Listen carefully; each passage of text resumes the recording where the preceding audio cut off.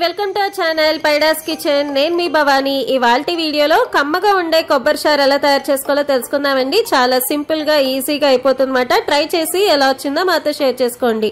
ఇక్కడ చూపించిన విధంగా మేము మీడియం సైజ్డ్ కొబ్బరికాయ అనేది తీసుకున్నామండి. దాన్ని స్మాల్ పీసెస్ కింద కట్ చేసుకుని ఒక మిక్సీ జార్ లో వేసుకుని ఫైన్ పౌడర్ లా చేసుకున్నాం అన్నమాట.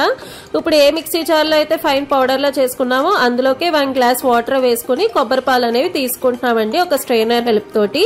ఇప్పుడు ఇందాక ఏదైతే మనం స్ట్రెయిన్ చేసుకున్నామో అదే ఇంకొకసారి మిక్సీ జార్ లో వేసుకుని ఇంకొక గ్లాస్ వాటర్ వేసుకుని ఇంకొకసారి పాలు అనేవి తీసుకుంటున్నామండి. ఈ పాలు తీసుకునేటప్పుడు మనకి కొంచెం చిక్కగా ఉండేలా చూసుకోవాలండి. అలాగే కొబ్బరికాయని తీసుకునేటప్పుడు కొబ్బరి చారు కోసం ముదురుగా ఉండే కొబ్బరికాయని తీసుకోవాలండి.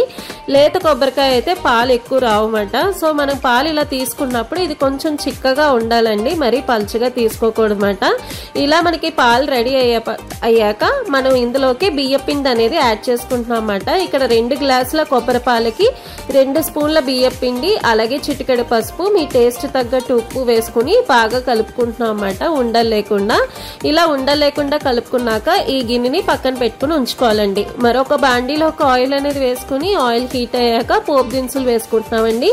మినపప్పు, ఆవాలు, జీలకర్ర, కరివేపాకు, ఎండుమిరపకాయలు వేసుకుని ఫ్రై చేసుకుంటున్నామండి. ఇలా ఫ్రై చేసుకున్నాక ఈ మిశ్రమాన్ని ఈ కొబ్బరి పాలలో వేసేసుకుని ఇంకొకసారి బాగా కలుపుకోవాలండి. ఇప్పుడు ఒక పొయ్యి మీద 1 నిమిషం పాటు మనము లో ఫ్లేమ్ మీద ఒక మరుగు రానిస్తే దీన్ని కట్టేయాలండి. ఎక్కువసేపు మరిగించకూడదండి.